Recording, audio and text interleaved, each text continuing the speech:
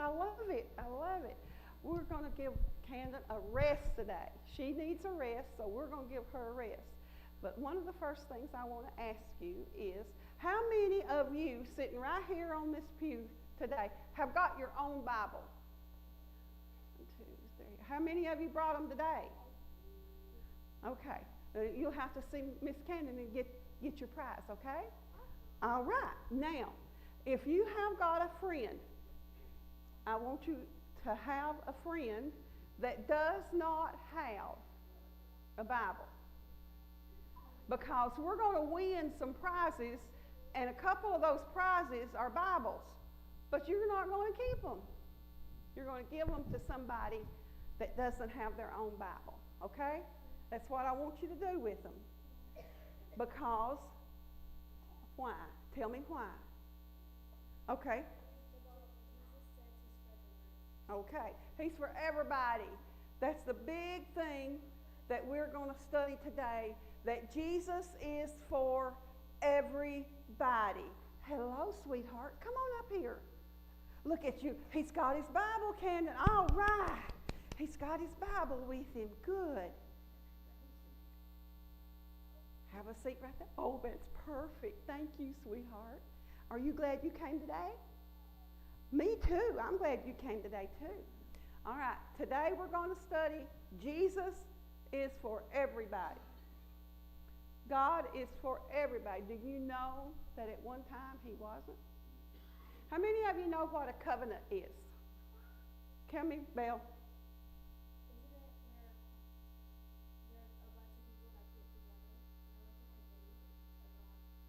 And they what, honey? They like worship God. Yes, yeah, but that's not a covenant. A covenant is, I'm going to promise you something if you'll do this. Matter of fact, I'm going to put you in charge.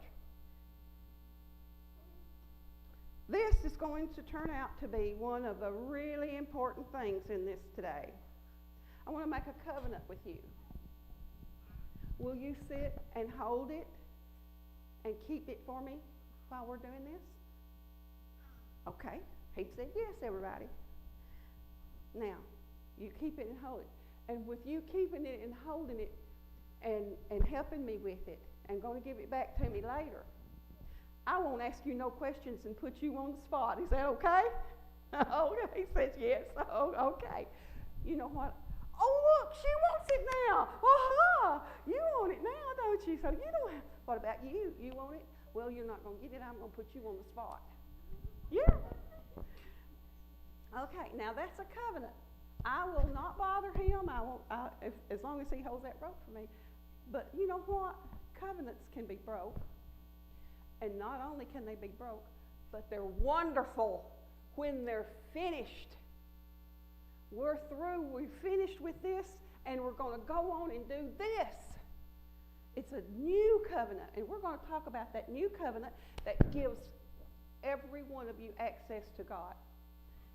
Now, what do you remember about whenever Jesus was on the cross? What happened? I don't care what you tell me what happened. What happened? I'm going to put you on the spot. What happened when Jesus was on the cross? What? Yes, okay, he did. Yes, he died. And what did he die for? All right. What else happened while Jesus was on the cross? What about? It went dark. Yes, it did. It sure did. For several hours it went dark. That was judgment that God was passing. Darkness in the Bible means judgment. What else happened? What about the earthquake? Do you remember the earthquake? There was an earthquake, and it was so strong it broke the rocks. Now, the earthquake is what happened. The miracle was it broke open graves, and people come out of their graves and was walking around. All this. But there's another thing that you don't need to miss. It's not as exciting as an earthquake. It's not as exciting as people coming out of their graves. It's not very exciting at all. Most of the people didn't see it. Priest was the one that probably saw it. But in the Bible, it tells you these things that happen, and at the end of the list of things that happen, there's some words that says this. The curtain was, it said rent, which means tore. The curtain in the temple was tore from the top to the bottom. And it's important that it was torn. It's important that it was from the top to the bottom. And it's important that it happened at Jesus' death. Let's talk about this curtain. It was 30 feet wide. From this to this, 30 feet. It was twice as long, 60 feet long. Stand here and walk 60 feet, you're going to end up outside near the road. Massive, a massive curtain. It took 300 priests that when that curtain needed cleaning, it took 300 priests to take it down and put it back up. I wonder if Jeff got 300 people help him today. Think so? No. But you know what? You don't have to fool with a curtain either. Now, we're not talking about a curtain that was, you could just take it and rip it, you know, like hanging on your living room walls. This curtain was as thick as this, from here to here. It was that thick as a man's hand. And it was not just a piece of cloth. It was woven like a piece of crocheted work. And it had gold threads in it. And it had scarlet threads in it. And it had blue threads in it. What, honey? Oh, that's what's making that sound, isn't it? Look at that, I learned that. Now it had cherubims in it.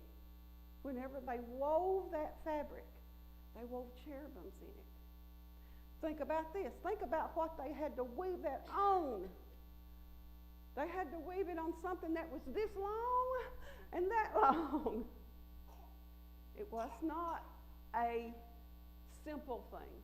It was a holy thing.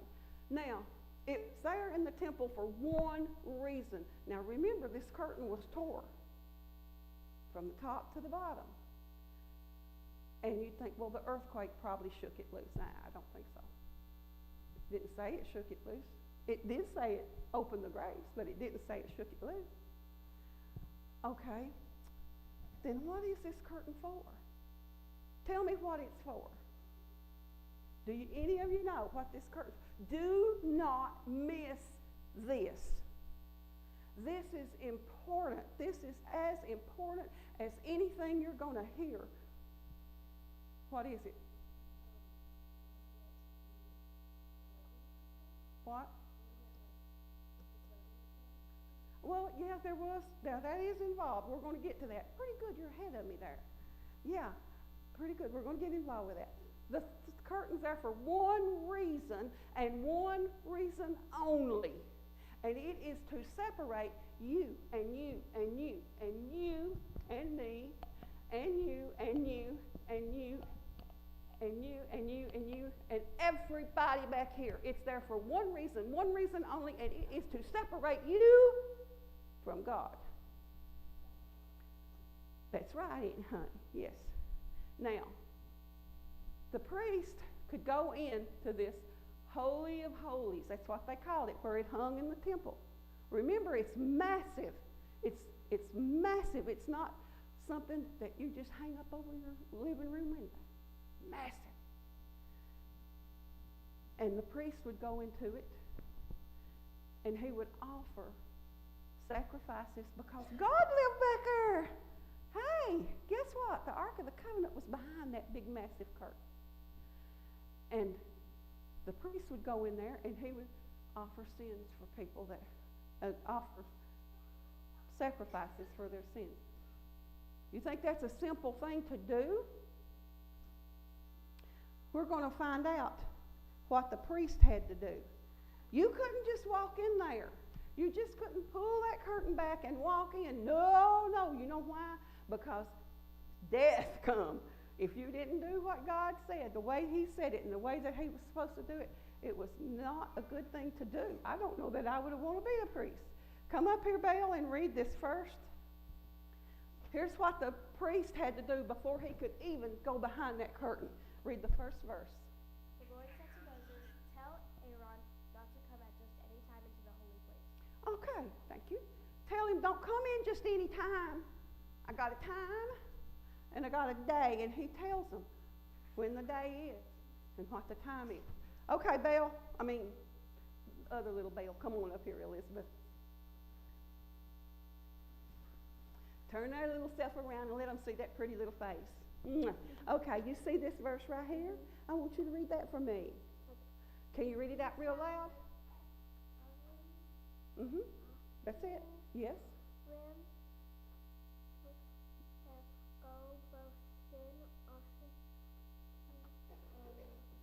That's very good for the children of Israel. For himself and his house. Very good, thank you, honey. Okay, listen. Before he could go there, okay, had to wait for that day. Couldn't just go in there anytime. And it says, this is what happens to the priest. Before he goes back here, he's got to get ready. He shall make offerings of bulls, goats, rams, sheep. And he has to make a sin offering, and he has to make a burnt offering, and he has to make it for the children of Israel, for the whole nation, and then for himself, not just himself, and his household. How many of you have got a household? All of you. You know what? Jesus is for you and your household. Jesus is for all of you. And he had these offerings for everybody, plus himself and his household. That's not all. There was a whole lot of them. I didn't write them all down because I got tired of writing. Okay. Come on up, sweetheart, and read. Bring the baby if you want to. I'll hold the paper for you because we're teaching him too, aren't we? Okay. You read this right here. He shall wash his body with water. Okay. He's got to take a bath. You can't go back there without taking a bath. So he has to wash his body. And not only does he have to wash his body, it tells him how to do it too. Okay. Do you want to read, sweetheart? I said I was going to put you on the spot. You don't want to? Do you want to? You don't want to either? Okay. I promised her I wouldn't. How about you? You get yourself up here. Now I'm Granny, and you got to do what Granny says. Come on up here. Okay. I want you to read this one. We're talking about after he's washed his body. Now this is the clothes. He's got certain clothes he's got to put on. This one right here. Yeah. He shall put on a white holy. Oh, you know what? Believe it or not, I couldn't believe it either. That word is actually in the Bible. Trousers. There's in the Bible. Yeah. Okay. It's your white holy linen. Tunic. And linen tunic. He shall be girded with linen sash and the linen turban. Okay. Now listen. Stay right here for a minute. Okay. You had to put on a white linen suit after he bathed. Had to put on linen trousers down here, and then you had to be girded. That means you're tied up like this with a belt, with a white linen sash, and then guess what? A linen turban on his head. Now there's another piece of that outfit that we're going to talk about later. But I can't talk about it right now because I got a covenant with somebody that I'm not going to aggravate them. I'm not going to bother them. I got a covenant with them, and I don't want to break my covenant, okay? So we're going to talk about another piece of that. And then, let me tell you this. He's got to make a burnt, he goes in there and he gets some incense. How many of you know what incense is? It's this stuff that you burn and it makes smoke and smell and everything. Okay. But you can't just get I can't just walk up here and pick up this incense and take it when I get ready into nope, can't do that. It says he will burn sweet, sweet incense from the fire that's in the censer of the temple. But that's not all. You can't just burn it. You got to beat it. This incense has to be beaten till it's very fine and powdery. How many of you know somebody else was beaten for us? Who was it? Yes, Jesus was beaten for us. Yes. Okay, and then he burns it before the mercy seat. Now, after all this, and he's got his sacrifices and everything's ready, and he takes his fingers, and it tells him, don't pour it, fingers, and you sprinkle it 7 times. You sprinkle the blood of the sacrifice that he's already taken care of. But he does it, you just don't sprinkle it anywhere. It also tells you where. You sprinkle it on the mercy seat on the east side of the mercy seat. Okay. Our covenant's finished. Is it okay with you if I take this now? And now, since our covenant's finished, I may ask you questions and stuff, okay? All right. This is a very important part of the clothes that they put on. You know why?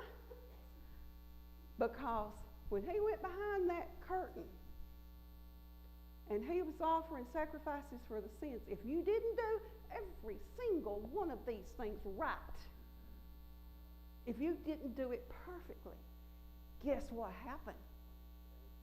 What? You died. So you know what? Where did this go? This went around his ankle or his leg or whatever, his waist. This tied, I believe it said leg. This tied a rope to him. Because if you weren't a priest, you couldn't go back there. And if he died, he had to be got out. So they would pull him out. If he died back there, they would pull him out with a rope. Okay, we know all that about that curtain. Now let's go on to this. When Jesus died on the cross, his last words, it is finished. He meant this covenant. Me and him had a covenant, but we finished it. And a new covenant come out. Now I got a new covenant with this fella over here. It is finished. The old covenant was finished. Do you know what happened to that curtain?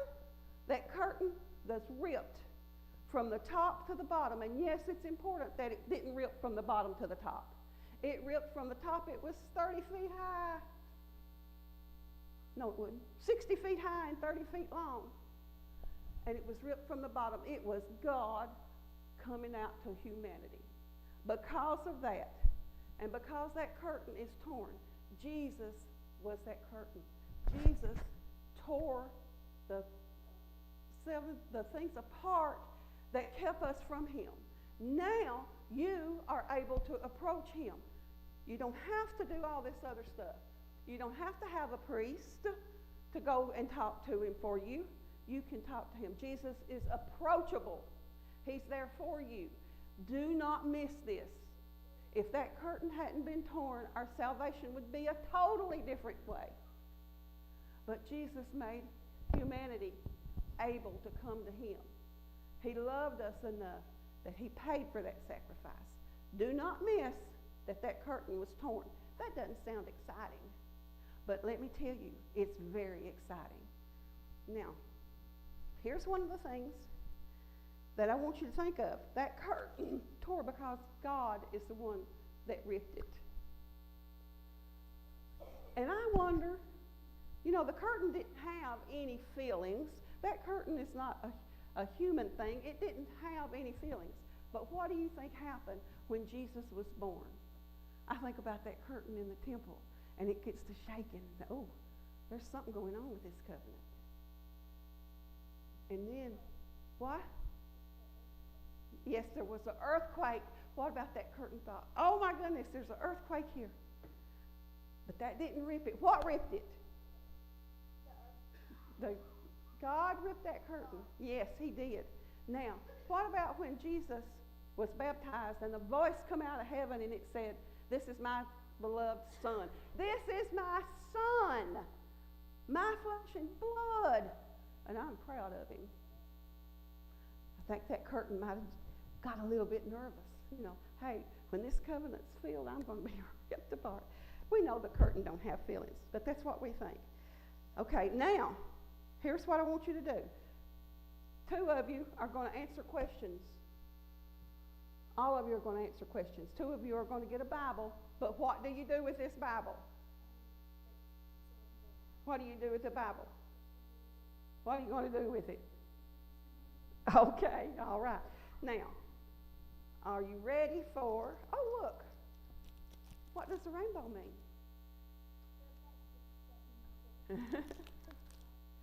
Okay, what does it mean? It's his promise, this is. Okay, what is the very best thing that you got from this lesson? Okay, Belle?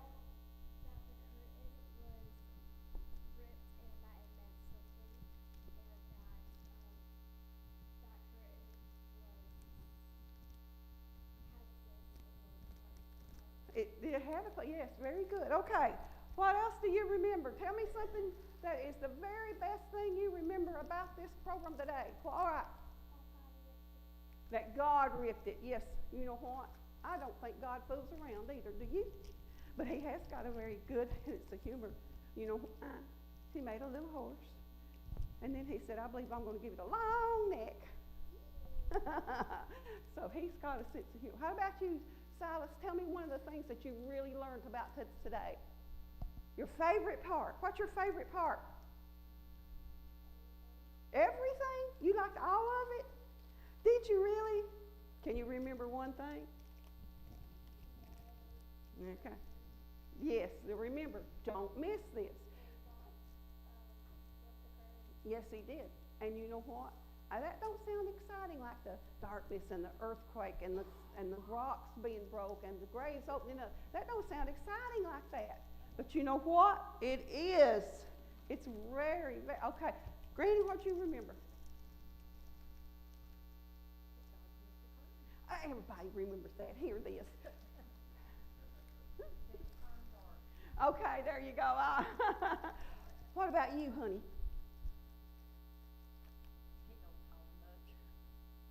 Do you remember anything at all? He did it? Yeah. He did it. Here you go. Good enough. He don't know. He doesn't have to remember it was God. He knows it's God because God is the big number one he, isn't he? He is. Yes, baby. Okay, are you ready? You better tell me something besides ripping that curtain. What? Yes, okay. There you go. What about you? Okay, honey, sweetheart. Okay, we're making progress here. I like progress. Okay, where's my... Here's Cece. What do you remember, Cece?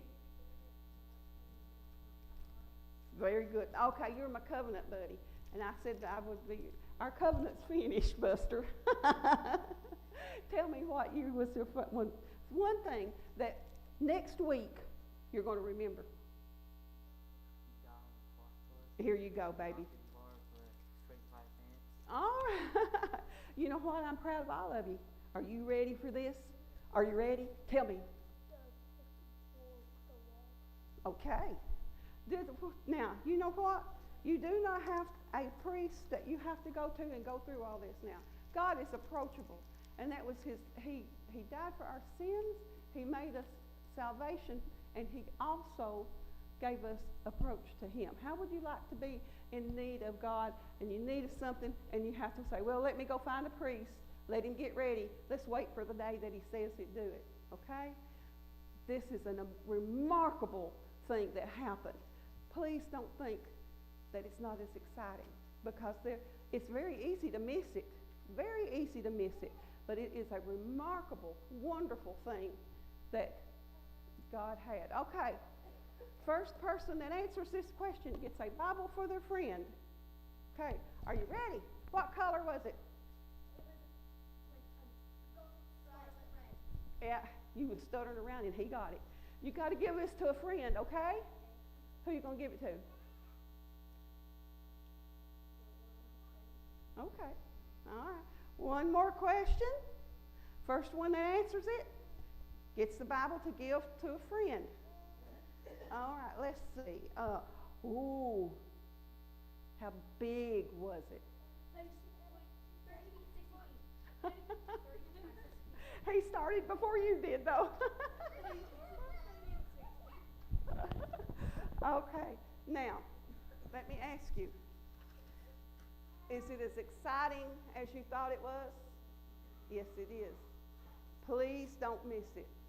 And any time, of course, Easter's coming up in the next few weeks, and you're going to be hearing about the crucifixion, and you're going to be hearing about what happened. Remember this, it is finished. And remember what it cost him to do it. And remember the benefits to us. Okay, we're all done for today. Go back and tell Camden, hey, I need my prize for my Bible. Okay? We're all done.